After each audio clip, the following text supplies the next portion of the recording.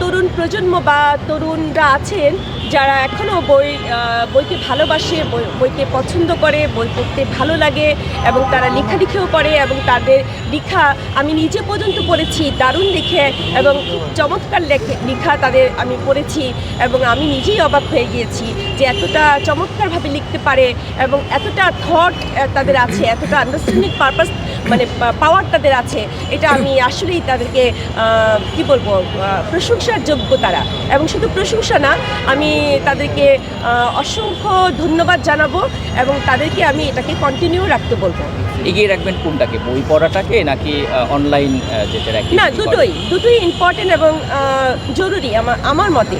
কারণ online base পড়াশোনা অনেকের ক্ষেত্রে অনেকে যেটা অফলাইনে পাচ্ছে না বা অফলাইনে অনেক ধরনের রিজন আছে, কারণগুলো আছে, সেটা ব্যক্তিগত হোক, পারিবারিক হোক, ফিনান্সিয়াল হোক বা যাতায়াতের কারণে হোক বা ইত্যাদি। তো সেই ক্ষেত্রে অনলাইনে পড়াশোনা, অনলাইনে জব, অনলাইনে বিজনেস ওটাও ইম্পর্টেন্ট, ওটাও জরুরি। ঠিক তেমনি যারা আবার অফলাইনে কাজ করছে তাদেরটাও জরুরি এবং গুরুত্বপূর্ণ। আমার কাছে দুটোই সমান।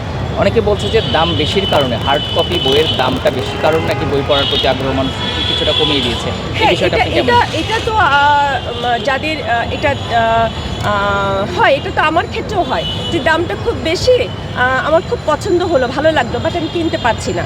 এটা তার সামর্থ্য অনুযায়ী তো সে এটা করতেই পারে। এটা আমি না, যে কোনো ব্যক্তি করতে পারে। আমার মতে আমি বলছি যে কোনো ব্যক্তি এটা করতে পারে, ফিনান্সিয়াল হোক। বিষয়টা এখানে ফিনান্সিয়াল যে বিষয় এবং যে থিংসটা, এটা মোস্ট ইম্পর্টেন্ট এবং এটাও খুব জরুরি বেসিক্যালি আমাদের দেশে। তো এই ক্ষেত্রে বইয়ের দাম, বিশেষ করে শিক্ষা উপকরণ সহ এগুলোর দামের ক্ষেত্রে আপনি কি বলবেন? একটু হ্যাঁ, অবশ্যই আমি একটু বলতে চাইবো যে কারণ আমি নিজেও বই কিনতে আমার ভালো লাগে, বই পড়তে ভালো লাগে এবং আমি নিজেও পছন্দ করি। আমার বাসায় হিউজ পরিমাণ বই আছে এবং 2020 সালে, সম্ভবত 2020 সালেই আমি বইমেলার লিটল মেগা চত্বরে কাজ করেছিলাম। তো সেখান থেকে আমি অনেক বই গিফট পেয়েছিলাম। মানে ওটা তো আমার মেমোরেবল ডে হয়ে থাকবে সারা জীবন।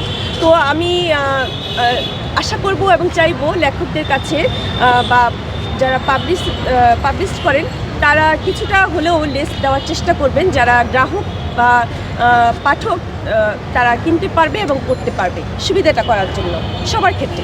তো এই ক্ষেত্রে আপনি বললেন যে আপনারও যেমন একটি সংগ্রহশালা, মানে পার্সোনাল লাইব্রেরি রয়েছে। আগে অনেকের ক্ষেত্রে এটা থাকতো, বাট ইদানিং তরুণ প্রজন্মের কিন্তু এই ধরনের আগ্রহটা কমে যাচ্ছে, বিশেষ করে ব্যক্তিগত সংগ্রহশালা, বই সংগ্রহের যে বিষয়টি।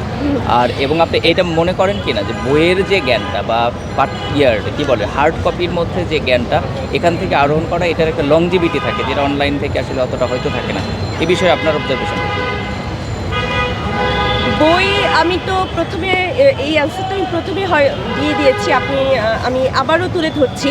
সেটা হচ্ছে একাডেমিক বই পড়া একটা, আর হচ্ছে একাডেমিক বই পড়ার বাহিরে বই যে পড়ে আমরা যেগুলো জানতে পারি, বুঝতে পারি এবং অবগত হতে পারি, এমনকি সারা ওয়ার্ল্ড সম্পর্কে, সেটা তো অ্যানাদার থিংস এবং অ্যানাদার ম্যাটার। সেটা আমরা কোথা থেকে পাবো? শুধুমাত্র একাডেমিক বইগুলোর মধ্যে কিন্তু এতটা পর্যাপ্ত নয়।